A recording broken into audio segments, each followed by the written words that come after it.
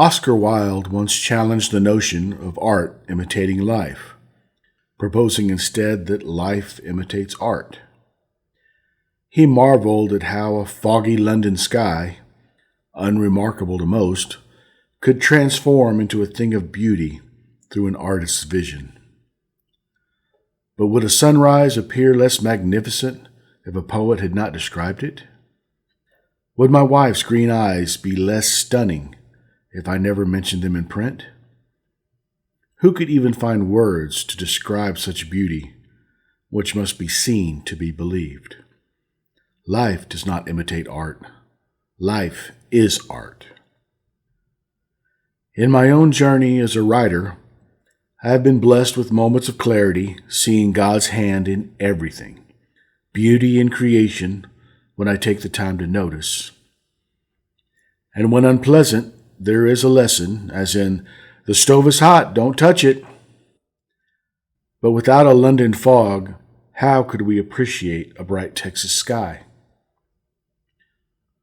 My latest scribbling is a fictional quest of a man seeking his long-lost great-uncle. On the way, he reignites his faith and finds more of his uncle in the mirror than he expected. Certain moments are somewhat autobiographical, and I struggle to make them less so. Yet when I visit that world, I am consumed by the story, and it becomes personal. Experts say it will resonate with the reader, but I seem to be walking the same road as our hero. On more than one occasion, the chapter I happen to be writing oddly echoes my state of mind at that very moment. The wisdom he stumbles upon resonates in my own heart. God is speaking to me through the very book I'm writing. So life imitating art? In storytelling, when a character addresses the audience directly, it's called breaking the fourth wall. Like when Ferris Bueller tells the audience, "It's over, go home." In the same vein, there is a scene where our hero opens a devotional that I had previously written. He says the author, which is me, seems to know his heart, like he's writing life as he lives it. Funny, because I am writing it as he lives it. Art imitating life, imitating art? Kind of a gray area like that London fog.